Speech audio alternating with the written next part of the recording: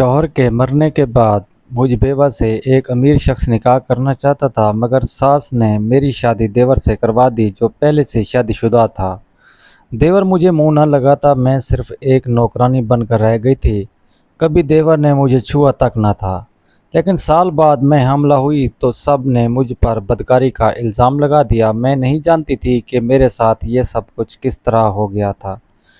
मैं बेड पर लेटी रो रही थी जब अचानक बेड की चादर मुझे गीली महसूस हुई। मैंने चादर हटाकर देखा तो मेरे कलेजा मुंह में आ गया, क्योंकि वहाँ पर मेरा नाम समीरा है। मैं एक आम सी शक्ल व सूरत की इंतहाई एहसास तबीयत की मालिक लड़की थी। मेरा ताल्लुक़ एक सफ़ेद पोश मिडल क्लास फैमिली से था। हम दो बहनें और भाई थे, जिनमें सबसे बड़ी थी। हमारे घर के हालात ना ही अच्छे थे और ना ही बहुत, बस दाल रोटी इज़्ज़त से चल रही थी।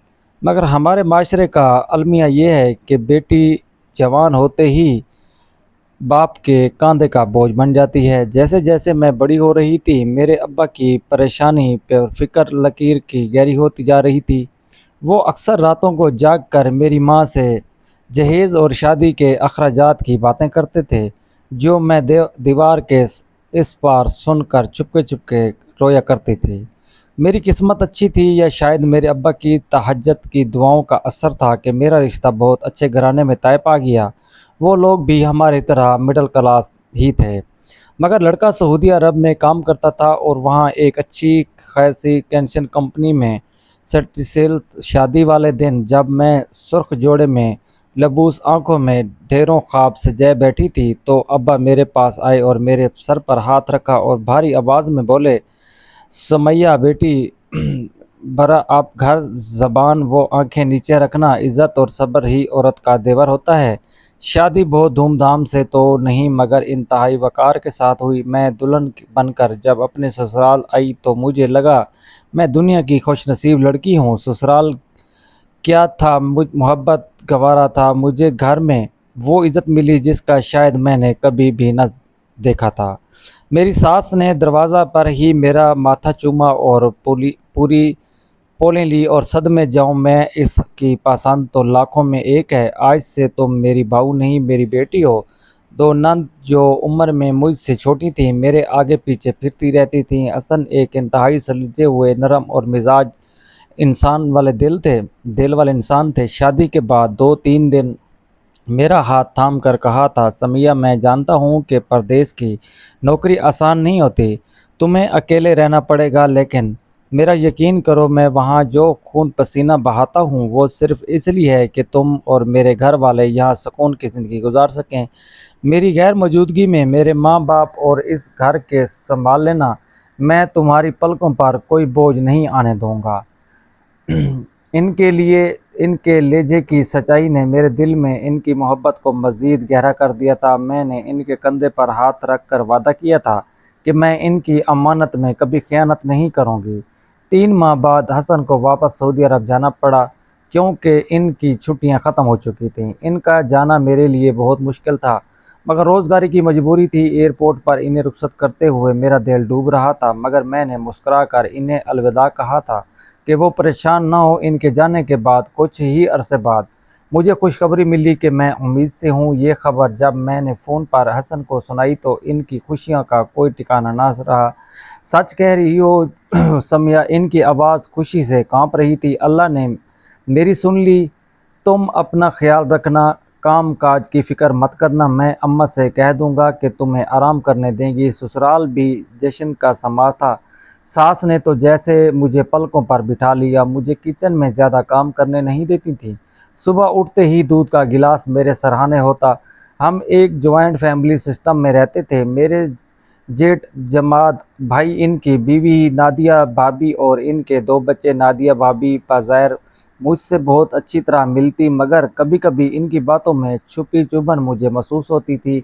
एक दिन जब मैं हसन के भेजे हुए पैसों से अपने लिए नए कपड़े मंगवा रही थी, तो वो पास बैठी मुस्कुराकर बोली, बड़े मज़े हैं भाई देवरानी तुम्हारे, तो शोहर कमाओ और तो नखरे ही अलग होते हैं। हमारे नसीब में तो बस गिनती के पैसे हैं। हमाद की तनख्वाह में तो महीना बमुश्किल पूरा होता है। मैंने फ़ौरन कहा, भाभी, हसन सिर्फ मेरे लिए नहीं थोड़ी कमाते हैं, یہ سب آپ کا ہی تو ہے، آپ جو چاہیں لے لیں۔ میری اس بات پر وہ کھل کر اٹھی، اور مگر ان کی آنکھوں میں چھپی لالچ میں اس وقت سمجھ نہ سکی۔ اللہ نے مجھے چاند سے بیٹے اور ارم سے نوازا۔ بیٹے کی پیدائش نے گھر کی خوشیوں کو چار چاند لگا دیے تھے۔ حسن تو جیسے دیوانے ہو گئے تھے۔ وہ ویڈیو پر کال میں گھنٹوں اپنے بیٹے کو دیکھتے رہتے، اور وہ پردیس میں اکیلے محنت کر رہے تھے تاکہ یہاں ہم سب آرام سے رہ سکیں۔ حسن کی کمائی ماشاءاللہ بہت اچھی تھی۔ وہ ہر مہینے باقاعدگی سے 2 لاکھ روپے گھر بھیجتے تھے، اور رقم نہ صرف میرا اور ہم کا خرچہ چلتا تھا، پورے سسرال کا نظام بھی اسی رقم پر چل رہا تھا۔ میرے شوہر شوگر اور دل کے مریض تھے۔ ان کی مہنگی دوائیوں کا، گھر کا راشن، بجلی کے بل، یہاں تک کہ جیٹھ کے بچوں کی فیس اور نادیہ بھابھی کی فرمائشیں بھی حسن کی بھیجی ہوئی رقم سے پوری ہوتی تھیں۔ حماد بھائی ایک چھوٹی سی دکان پر کام کرتے تھے جہاں ان کی آمدنی بہت معمولی تھی، جس میں دنیا کا کوئی بھی شخص گزارا نہیں کر سکتا ہوتا۔ سب انصار حسن کے بھیجے ہوئے ڈیفالٹ ہوتا۔ مہینے کی پہلی تاریخ کو جب بینک کا میسج آتا تو گھر کے ہر افراد چہرے پر رونق آ جاتی۔ میری ساس اور سسر نند میری اتنی عزت شاید اس لیے کرتے تھے کہ میں اس سونے کی چڑیا بیوی تھی۔ وقت پر لگا کروڑوں رہا تھا، اور ہم 1.5 سال کا ہوا تو حسن دوبارہ چھٹی آئے، اور وہ ہمارے لیے ڈھیروں تحفے لائے۔ نادیہ بھابھی کے لیے بھی وہ قیمتی سوٹ اور بچوں کے کھلونے لائے۔ بھابھی تحفے دیکھ کر خوش پھولے نہ سماجی تھی، اور بار بار حسن کو دعائیں دیتی، اللہ تمہیں لمبی زندگی دے۔ حسن بھائی تم ہو، تمہارے بھی بھرم قائم ہے۔ نادیہ بھابھی کے یہ الفاظ اس وقت تو دعائیاں لگ رہے تھے، مگر بعد میں مجھے ان کا اصل مفہوم سمجھ آیا۔ جب وہ دوبارہ واپس جانے لگے تو اللہ نے ہمیں پھر سے رحمت سے نوازا، یعنی میرے ہم بیٹی کی اولاد متوقع تھی۔ اس بار حسن کی واپسی عام دنوں جیسی نہیں تھی۔ وہ جب جانے کے لیے تیار ہوئے تو ایک عجیب سی اداسی ان کے چہرے پر چھائی ہوئی تھی۔ وہ بار بار ہم کو گود میں اٹھاتے، اسے پیار کرتے، اور پھر مجھے حسرت بھری نظروں سے دیکھتے۔ حالانکہ وہ پہلے بھی کئی بار آ چکے تھے، مگر اس دفعہ ان کا دل نہیں چاہ رہا تھا کہ وہ پہنچ کر وہ فلیٹ کے میرے پاس آئے۔ انہوں نے میرے ہاتھ پر رکھا اور بھری ہوئی آواز میں بولے، سمیہ اپنا اور بچوں کا بہت خیال رکھنا۔ نہ جانے کیوں اس بار میرا دل گھبرا رہا ہے، جیسے میں کچھ پیچھے چھوڑ کر جا رہا ہوں۔ میں نے مسکراتے ہوئے انہیں تسلی دی، آپ بس خیریت سے پہنچ جائیں، ہم سب یہاں ٹھیک ہیں، اللہ خیر کرے گا۔ آپ یوں ہی پریشان ہو رہے ہیں؟ وہ ہم کو سینے سے لگا کر رو پڑے تھے، اور ان کی آنسوں میں دیکھ کر میرا دل بھی دہل گیا تھا، لیکن میں نے خود کو سنبھالے رکھا تھا تاکہ وہ کمزور نہ پڑیں۔ گاڑی سٹارٹ ہوئی تو وہ ہاتھ ہلاتے ہوئے نظروں سے اوجھل ہو گئے۔ مجھے کیا معلوم تھا کہ یہ ہاتھ اب کبھی میرے سر پر شفقت نہیں رکھے گا۔ حسن کا کام سعودی عرب میں بہت اچھا تھا۔ وہ ہر ماہ باقاعدگی سے 2 لاکھ روپے بھیجتے تھے۔ پیسے میرے سسر کے اکاؤنٹ میں آتے تھے، اور گھر کا سارا نظام وہی سے چلاتا تھا، لیکن حسن میری ضرورت کا خیال رکھتے ہوئے مجھے الگ سے بھی خرچہ دے کر جاتے تھے تاکہ میں کسی کی محتاج نہ رہوں اور اپنی اور بچوں کی چھوٹی چھوٹی خواہشات پوری کر سکوں۔ سسرال میں سب کی آنکھوں میں جو میری عزت تھی، وہ دراصل اس خوشحالی کی وجہ تھی۔ ان کے جانے کے بعد میں اپنے کمرے میں آئی تو بیڈ پر وہ الفاظ رکھا ہوا تھا جو حسن جاتے ہوئے مجھے دے گئے تھے۔ میں نے اسے اٹھایا ہی تھا کہ نادیہ بھابھی کمرے میں داخل ہوئی، اور ان کی نظر سیدھی میرے ہاتھ میں موجود لفافے پر جمی، اور بھائی وہ واہ تزیہ مسکراہٹ کے ساتھ بولیں، دیورا جی تو جاتے جاتے تو بیوی کی جیب گرم کر گئے تھے۔ سچ وہ سمایا خوشی میں تو ہمارے میاں تو ہر مہینہ بھر دکان میں تمہارے میاں خرچے کے لیے دے جاتے ہیں۔ میں نے مسکرا کر لفافہ دراز میں رکھ دیا۔ بھابھی یہ پیسے میرے اکیلے کے تھوڑی ہیں، آپ کے بچوں کے لیے بھی ہیں۔ حسن ہمیشہ کہتے ہیں کہ ہم ارم اور آپ کے بچوں میں کوئی فرق نہیں ہے۔ نادیہ بھابھی نے ہونٹ بھینچتے ہوئے کمرے کا جائزہ لیتے ہوئے بولی، ہاں وہ اللہ کا شکر ہے کہ حسن بھائی ہیں، ورنہ حماد کی کمائی سے تو اس گھر کا بجلی کا بل بھی نہ دیا جائے۔ خیر تم آرام کرو، میں جا کر کھانا دیکھتی ہوں۔ انہیں گئے تو صرف 2 دن ہی گزرے تھے۔ میں کمرے میں بیٹھی ارم کے کپڑے تہہ لگا رہی تھی اور آنے والی بیٹی کے لیے کچھ اون سوچ رہی تھی۔ اچانک فون کی گھنٹی بجی۔ دوپہر کا وقت تھا، گھر میں خاموشی تھی۔ لینڈ لائن کی وہ مسلسل بجی گھنٹی فضا میں ایک عجیب سی وحشیت پیدا کر رہی تھی۔ میں نے سوچا شاید حسن کا خیر خیریت کی اطلاع دینے کے لیے کال کر رہے ہوں گے۔ میں خوشی خوشی اٹھ کر باہر لانچ کی طرف جانے لگی، لیکن مجھ سے پہلے میرے سسر فون اٹھا چکے تھے۔ میں نے دروازے کی اوٹ میں کھڑی ہو گئی تھی۔ ہیلو جی، چودھری اصغر بول رہا ہوں۔ سسر کی آواز میں معمولی کا ٹھہراؤ تھا، وہ دوسری طرف سے کچھ کہا گیا تھا جسے سن کر سسر کے چہرے کا رنگ یکدم فک ہو گیا۔ ان کا ہاتھ کانپنے لگا اور پریشانی میں پسینے پر قطرے کے نمودار ہو گئے تھے۔ کیا کہہ رہے ہیں آپ؟ کون سا حادثہ؟ میرا بیٹا، میرا حسن۔ ان کی آواز حلق میں اٹک گئی۔ اچانک باہر سے شور کی آواز آنے لگی۔ میں گھبرا کر باہر نکلی تو دیکھا کہ سسر کے ہاتھ میں فون تھا اور وہ زمین پر بیٹھے گئے تھے۔ گھر میں کورام مچا ہوا تھا، فون کا ریسیور جھول رہا تھا اور اس سے ابھی بھی کسی کی آواز آ رہی تھی۔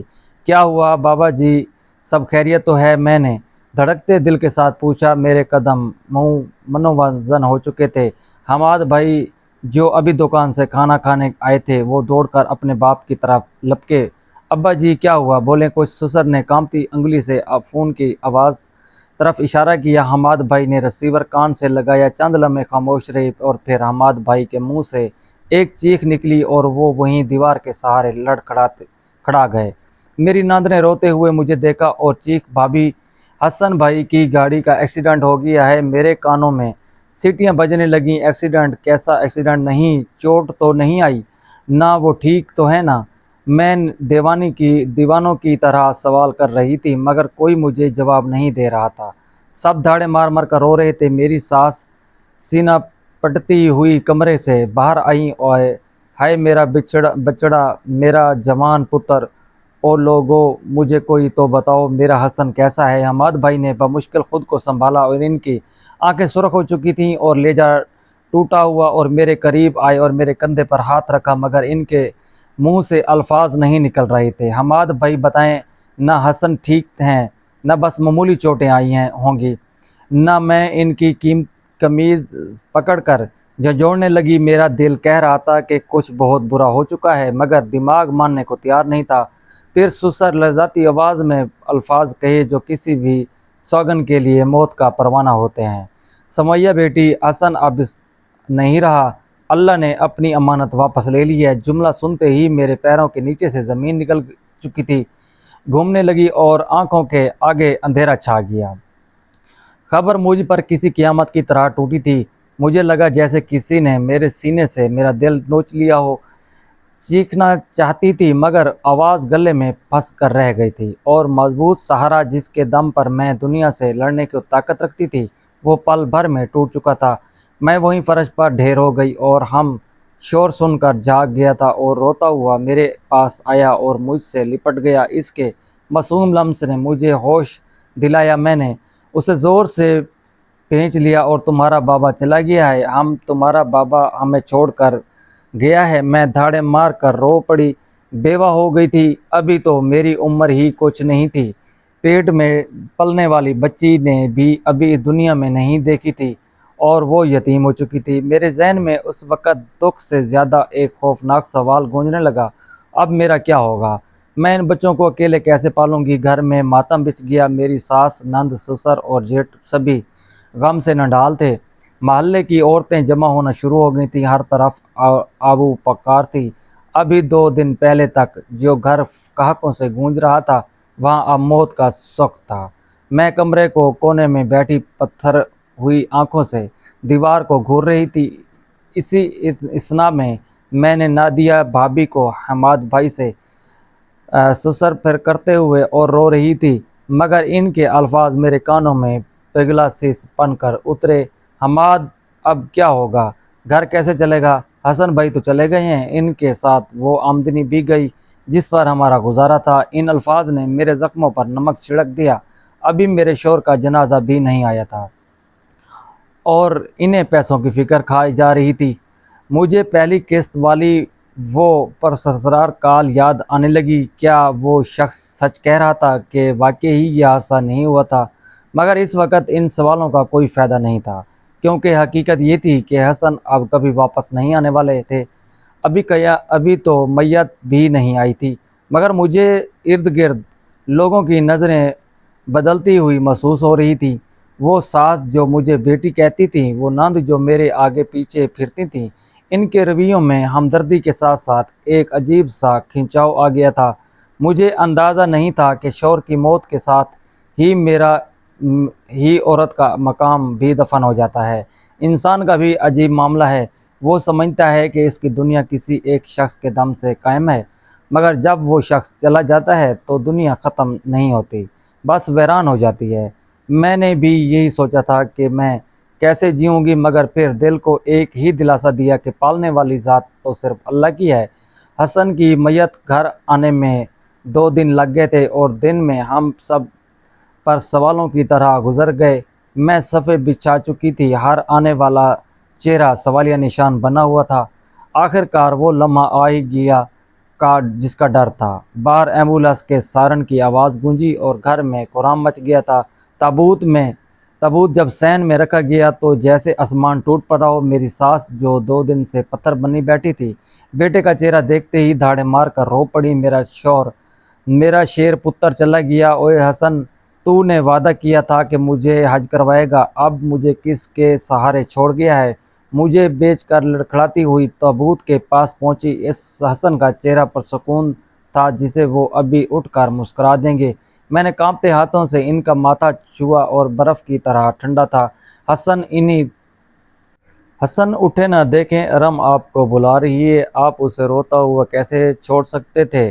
نہ میں پاگلوں کی طرح ان سے باتیں کر رہی تھی۔ میرے جیٹھ حماد بھائی دیور سے ٹیک لگائے خاموش دروازے تھے۔ ان کے کندھوں پر اب پورے خاندان کی ذمہ داری آن پڑی تھی اور شاید وہ اس بوجھ کو محسوس کر رہے تھے، لیکن میری جٹانی نادیہ بھابھی کا رویہ کچھ عجیب تھا۔ وہ رو تو رہی تھی مگر ان کی آنکھوں میں غم سے زیادہ ایک انجانہ خوف اور بے چینی تھی، جیسے انہیں حسن کے جانے سے زیادہ کسی اور چیز کے کھو جانے کا ڈر ہو۔ حسن کو سپرد خاک کر دیا گیا۔ گھر سے رونقیں، خوشی اور سکون، سب کچھ ان کے ساتھ ہی مہینوں من و مٹی تلے دب گیا تھا، لیکن قدرت کا امتحان ابھی ختم نہیں ہوا تھا۔ میرے شوہر کی وفات نے میری ساس کو اندر سے کھوکھلا کر دیا تھا۔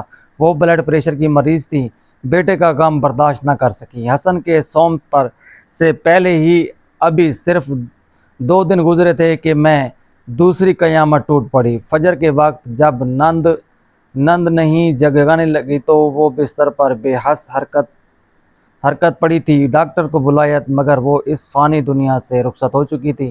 اماں بھی چلی گئیں۔ چھوٹی نند نے چیخ ماری۔ میرے سسر جو جوان بیٹے کی موت پر کمر جھکائے بیٹھے تھے، بیوی کی موت نے انہیں جیتے جی مار دیا تھا۔ 1 ہفتے اندر اس گھر سے 2 جنازے اٹھے تھے۔ وہ گھر جو کبھی محلے کی مثال تھا، اب وہاں صرف موت کا آنا جانا بین کرتا آوازیں تھیں۔ میں خود تو جیسے پتھر کی ہو چکی تھی۔ مجھے سمجھ نہیں آ رہا تھا کہ کس کا ماتم کروں، اپنے سہاگ کا یا اپنی ساس کا۔ میری ماں سے بڑھ کر تھی اور ارم مجھے دیکھ کر روتا سینے سے لگاتی تو میرے اپنے آنسوؤں کے چہرے پر لگتے تدفین کے معاملات پٹنے تو حقیقت کا پہاڑ سامنے کھڑا تھا۔ میں عدت میں بیٹھ گئی، ایک کمرے تک محدود زندگی جہاں صرف میں تھی، میرا یتیم بیٹا اور پیٹ میں پلنے والی یتیم بچی۔ ایک رات جب سب سو چکے تھے، مجھے جیٹ اور جیٹانی کے کمرے سے اونچی آواز سنائی دی۔ میں دروازے کے قریب کان لگا کر سننے کی کوشش کرنے لگی، حالانکہ یہ بری عادت تھی، مگر حالات نے مجھے شکی بنا دیا تھا۔ حماد اب گھر کیسے چلے گا؟ یہ نادیہ بھابھی کی آواز تھی۔ حسن بھائی تو 2 لاکھ بھیجتے تھے، تمہاری تنخواہ میں تو بچوں کی فیس بھی پوری نہیں ہوتی، اب 2 خاندانوں کا بوجھ تم کیسے اکیلے اٹھاؤ گے؟ سمیہ تو کمرے میں بیٹھی گئی ہے، اس کا اور اس کے بچوں کا خرچہ کہاں سے آئے گا؟ حماد بھائی کی آواز دھیمی اور تھکی ہوئی تھی۔